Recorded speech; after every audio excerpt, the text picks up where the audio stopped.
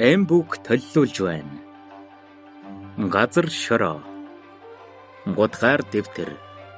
Халагдах цагийн өнгөнд. Зохиолч Монгол улсын соёлын гавьяц зүтгэлтэн Дүгэр Жавын маам. Зохиолыг уншсан Баатар Жавын дархан сүх. Хөө минь хүний нутгийн чулуу бүү өшөгч өөрийн гэрийн голомт дөргөн гэдэг юм. Эцгийн сургаалаас.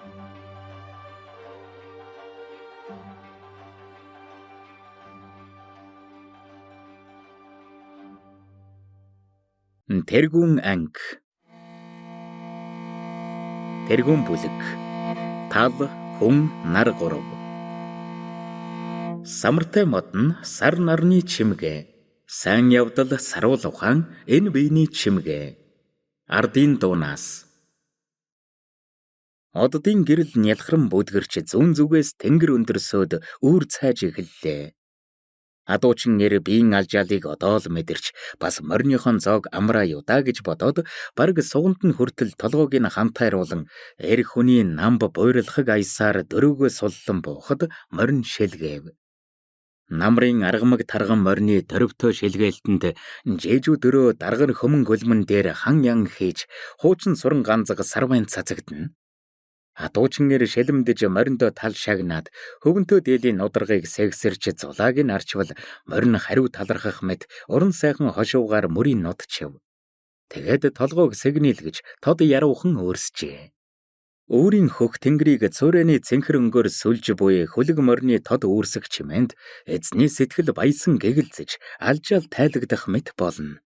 Одоо жигүүр цагаан үүрсэн дээ гэж бодтол өөрийн гозон гэгээ унаар морины янцхаалтаар дуулууртай наргагүй төрхрөлтөн сэрж байсан их адууны захад хуурын твх адил сэгнийн зогссон урт дэлтэй том биетэй цагаан азраг үнэхээр үүрсэв. Эзэн инэв хэлснэ. Энэ мөн аргагүй сайхан төрсөн амьтан шүү гэж хээр хөдөө ганцаар яваагаа мартчихсан мэт тодоос тод өгүүлв. Тэгээд цолбурын үзүүрийг сул атхан хуучин муу булгаран гутлаа өвсөн дунд сар хийлгэн чирч 2-3 алхаад доош болсноо эгээл гэртээ байгаа юм шиг завилж авлаа. Шүнжин морины зоон дээр босоо явсан тэр хүн удалгүй толгойг салаавчлан дээш харж газар дээр сунаайтал хэвдэхэд жигүүцсэн морь хамраа дугархан өргөсгийв. Тэнгэрт одод талд адуу эрийн дотор бодол бэлчин. Энэ бол дагдан байлаа. Эзэрхэг манжаас хаяа туурга тусгаарлаж үндэсний эрхээ сэргэн тунхаглах сайхан мэдээ энэ газар нутаг хурж ирснээс хойш удаагүй боловч дарганг хошууныхан хөлтэй нь хөлгөж хөлгүй нь мөлгөж Монгол төр улстай өргөх 9 цагаан бэлгийг нэгэнт бүрдүүлэн богд хан уул хүрээ өөд хөдлөх сарын сайнтай саатан золгоод өдрийн сайныг өнжин хүлээж буй цаг билээ. Богдод барих бэлгийн магнайд дэлийн шанхалж сүүлийн шингэлэн уяа сойлгын тааруулж хур хүчийн тогтоосон 8 цагаан морийг жигүүр цагаан азаргаар ахлуулан илгээхэж. Энэ 9 цагаан адуу дагдангийн авч хариулаад төдийл удаагүй байгаа жасаа адуунд сүргэлж буй. Чухмыг хэлвэл тэрхүү 9 цагаан хөлгийг даргангийн нутгийн ойр овоо хол хөндийгөөс сорлож шилж цуглуулан жасаа адуунд нээлүүлснээс эхлэн дагданг адуучин болгожээ. Уулын дуу ноёны манжийн хаантай нэр холбогдсон малыг хариулахгүй гэж олон жилийн өмнөөс адарсан дагдангаар тэр 9 цагааныг дагуулах гэхтэл л соо түүнийг битүү аргадан 3 цагаан нь унган наснаас ижилдсэн төрлөх сүрэг болох дугрын адуунд бус жасаа сүрэгт тэр 9-ыг хавсарган маллуулсан ажээ. Хошуу нутгийн нэртэй хошуу тамгын данс тайлуул өнчин ишигч байсан ам шигэ хайрлаж алаг нүд шигэ аргилж харж явахыг боддог дагдангийн занг мэдэх хошуу ноён шандын мэдээг хүргээд буцах замдаа осолдож хулсан шаргал морины дэлэн дээр арайхийн ам тээж ирсний үл харгалзан дутуу тэнхрээд байхад нь их л шамдуулан дуудаж билээ. Тэгэхэд доорх яриа болсон юм. Соо улаан халзан гэрийн дотор бүгдийн тэргүүний олбогт сүртэйгээр заларч түүнийг өгтөв. Том чихтэй учир жижиг харагдах янзган толгоогоо ихэмсэг өргөм мэлтэн харах нь амбан суудлын гутааж хинтэж нөхөрлөхөөс буцадгүй дол цогсон хан шмуутай аран шингийн элтгэх ажээ. Гэвч дагдан соном довдонгийн хойд хуурдах муу явдлыг бодохгүй. Одоо байгаа төрхийн сонжихгүй. Шинээр тунхаглагдах Монгол улсынхаа нэгэн хошууны тэргүүнийх нь хувьд тэр хүний юу хэлхийг хичээнгүйлэн сонсохоор ханцуунда залбирсхийн мэхин зогсож байлаа. Чихөө шамдаас буцаж ирээд хуйнаас хурдан холсон шаргал морио харшиж бөглөрч өгөх аюулаас яаж аварсан гэдэг вүлээ. За бүгдийн тэргүүн минь. Аврахыг хангай базрын бадам хөөхөн аварсан.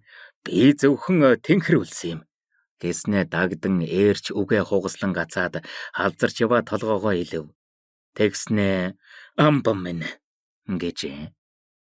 Санам довдон даргаангад бүгдийн тэргүүнээр сууж байсан бүх ноёны адил амбан гэж хэлүүлэх дуртай байсан төдийгүй намайг амбан амбатан гэж бай хэмээн хэн нэгнийг тэсвэр алдан зандарч нохоо жаяа маран магсар гарын ноёд мээрэн сүргийн да нараар далдуур ятхан ухуулдгийг тэр удаад дагдан гэнэт санаж тэнхүү үг бутсан хэрэг байв. Харин цаадуул нь энэ тухай ярилцахдаа хаахаа хээхээ болж соогоор элэг догхийн юунч амбансаг юм блэ бүгдийн тэргүүний л тамга бүтэн буцаавал барав гэцхэн. Нөгөө тэгвэр тэдний энэ үг соо тэргүүнд атаархсан далд бодол мууг бэлэгддэг өөдгүй санааных нь илрэл бөгөөд хэнэн ч бүгдийн тэргүүн боллоо гэсэн соогийн адил олбогоо амбан суудалд таацуулан засуулж амбан гэж дуудуулахыг хүсхийн дээр хошуу тэргүүн болоогүй бусд нь мөн л илээр зулхай далдуур зайлхай инээлдэх байсныг өгүүлбэл зохилтой. Улаан халзан гэрийн үүдэн тус газар хошуу ноёндоо сүсэгтэйгээр хөл сэлгэн зогсож буй ядуу барлаг энэ дагдан гэвэл тэднээс их л өөр хүн аж. Чихөө хэл тэр бадам хөөхөн чиний өхөж байсан морийг амьлуулсан ээж хидтэй гэж элдэг үг тарсан байх юм үнэн үү? Миний морь байтугай бэж өхөж байсан нь үнэн. Бадам хөөхөн хулсан шаргалыг базар манай муу гэрги долгор хоёр намайг аварсан юм. Тэгэд юу н ходол гэж? Ээж шид гэдэг нь юу л бол доо. Хал үзэж хашир суусан тэр бүсгүй зүгээр л амьдралын хар ухаантай хүн байна үлээ. Тэгэд өгсөн морийг тэр яаж амьлуулав? Хулсан шаргалч эгээ үхээгүй байсан шүү. Базраар морины цээжийг дахин өндийлгэж тавиулаад өөрөө бөөрийн нилээд байсан гэнэ үлээ. Би ухаан алдчихсан болохоор нүдээр хараагүй л дээ. Дараа нь яга юм бол? Шар цай шар тоосонд багсарч зураад хомоол дунгадхан утаж аманд нь сүү цудгсан гэдэг байх. За тийм байдаг байж хэмээн хошуу тэргүүн бодол болон тэнгэлцснэ. Би нэгэн гэвэл хошууны нэрийн өмнөөс хулсан шаргал та хоёрыг талархах гэсэн юм. За. Хоёрт гэвэл чихөө жаса адуу хариул. Чиний сэлгээнд бүлтэн норов амцар цэвгээ хоёр явна. Цэвгээ та хоёр чинь бээжин даашийг нэг удаа жаса адуугаар айлгсан гэж байгаа биз?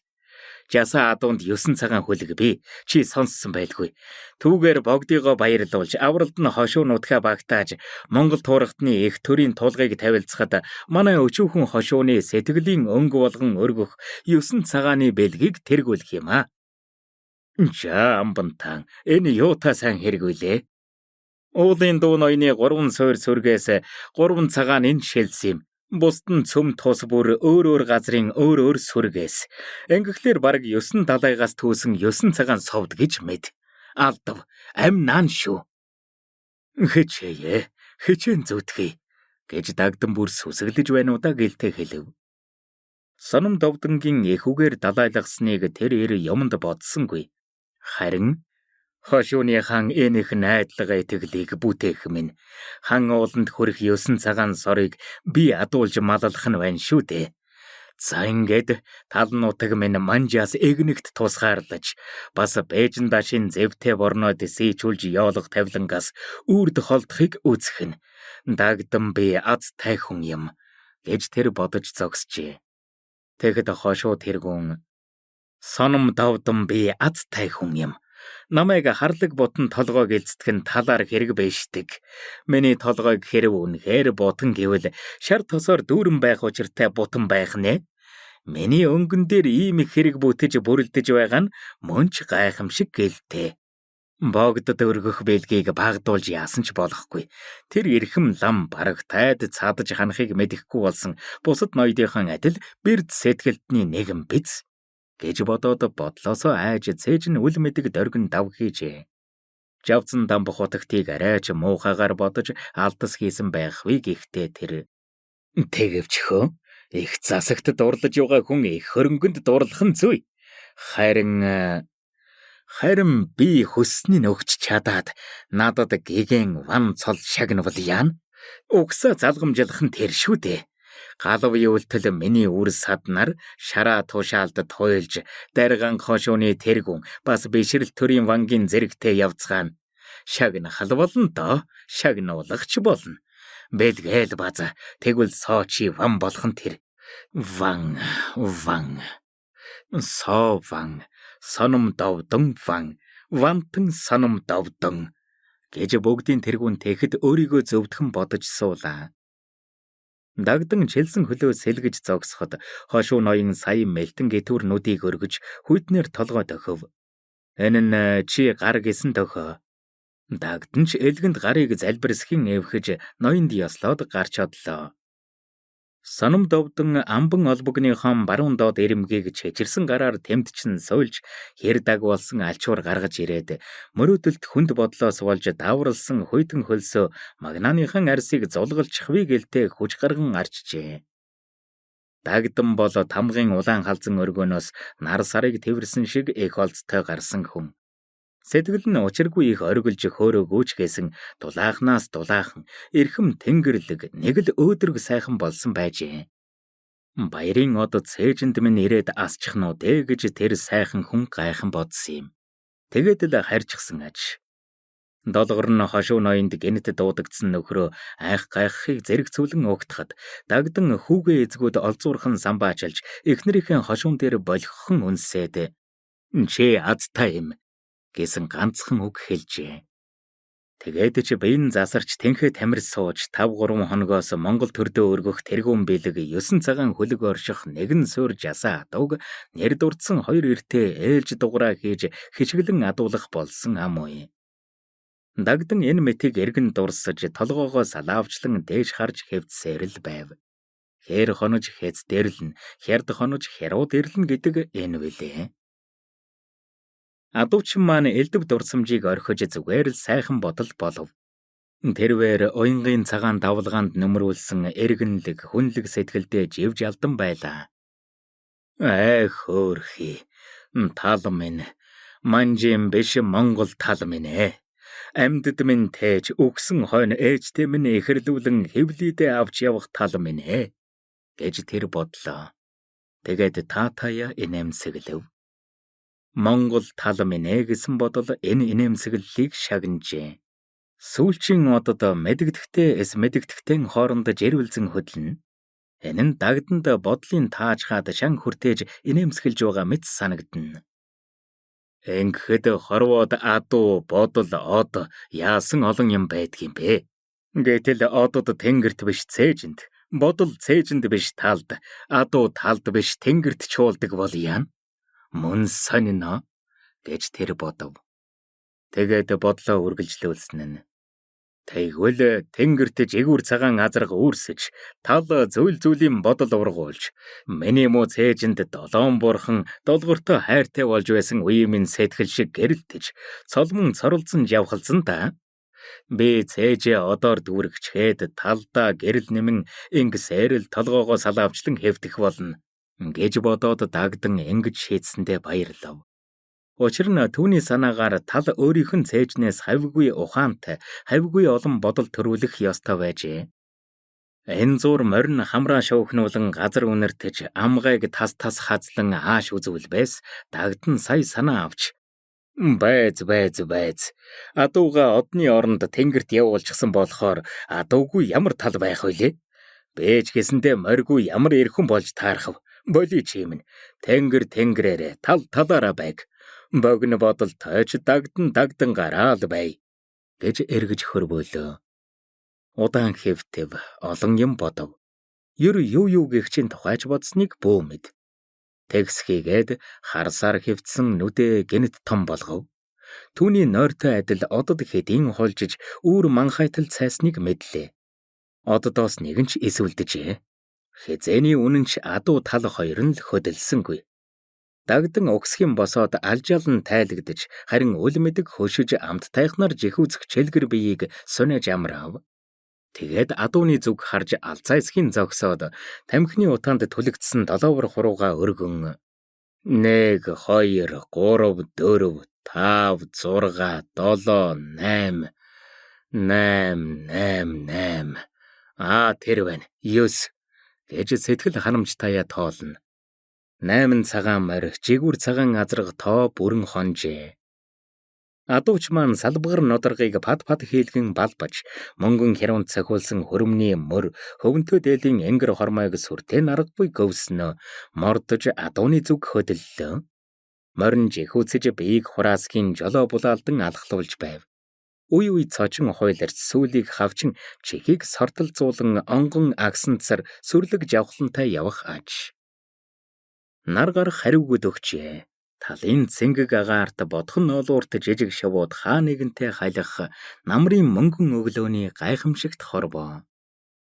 Бид хоёрыг орхиж одсон оддын зүг ойж цойлон морьмын туйлаасай гэж Дагдан бодлоо. Түүний сэтгэлд энэ мэтийн ойвргон бодол орж байсан нь ёр үгүйсэн. Шүнжин эмээлийн дор зоо чилж хөл хөлссөн намрын тарган морж үлэн биен дээр өглөөний жихүүн салхи цээж дүүрэн амьсгалж ээжлийн зүг тэмүүлэхдээ ёр шалтак голохгүй босгож явлаа. Тэгснэ гэнэт яг санснаар нь туйлдаг байна. 3-4 сайхан бухав тэгээд л болчихлоо. Бусад үед бол хараал тавих байсан Дагдан энэ удаад хөхөрч ойчиж байна. Тэрвэр чимэг төгөлдөр тогтлоо. Сэтгэл нь дэвэрн яг л тогоо дүүрэн сүү дэврэх шиг цээж дүүрэн үнэн цагаан хайлган халуун сэтгэл дэвэрнэ. Монгол хүлэг Монгол эр хоёрын талдаа хэрхэн унган насвалж тоглож байгааг харах гэсэн мэт наран ургалаа. Замбуулангийн улаан наран талын цээжнээс адууных нь хар тойроо дороос гэхээр л мандаж байгааг Дагдан үзэж. Үгүй байж Тэнгэрийн нар хүртэл талаас минь ургадаг байна шүү хэмээн гинэн бодлоо. Цэцгийг дээшээ урганлаг нь тал минь түүнийг түлхэж тэтгэж дээшээ ургуулж байна шүү дээ гэж бас бодов. Энэ агшинд Дагдан талдаа насныхан тооноос олон унаж тэр болгонд талаа түшиж босож байснаа ойлгож явлаа. Дагдан замбуулангийн наран тийш тал дундуур адууга туув. Энэ чигээрээ явсаар л Монгол улсын нийслэл гэж тунхаглагдах богдын хүрээг оржихмор санагдана. Монгол тулгар төрийн голомтыг Сэргэн Бадрааж буй тэр хүрээ гэдэг яавч замбуулангийн нар мэд өлзийтэй сайхан газар байгаа гэж Дагдан итгэнэ. Талынхаа зоонд морь баталхалж Монгол ир морьныхон зоонд бат суужээ. Тал морь хүн гурвыг наран ээжи эвгэж тэр гурвыг наран ээжи харж байлаа.